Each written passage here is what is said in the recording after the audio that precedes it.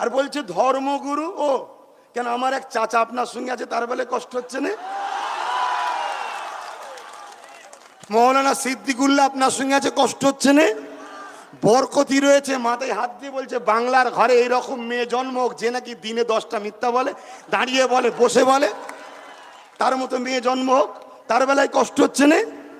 আর আমি বাম কংগ্রেসকে নিয়ে গরিবের হকের জন্য স্টেজে ব্রিকেটে দাঁড়িয়ে বলেছে অধিকার নিতে এসছি, অমনি কষ্টে গেল। আদিবাসী খেতে পাচ্ছে না, তারাও আমার মা বাবা, তারাও আমার ভাই বোন।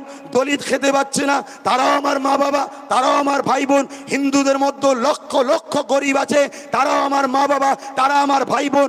অনেক পুরোহিত আছে গরিব, তারাও আমার আপন হয়। মুসলিমদের মধ্যে গরিব আছে, তারা আমার আপন হয়। তাদের উভয়ের জন্য আমি যখন রাজনীতির প্ল্যাটফর্ম তৈরি করে অধিকারকে কাটতে চাইছি, তখন হয়ে গেলাম আমি সাম্প্রদায়িক।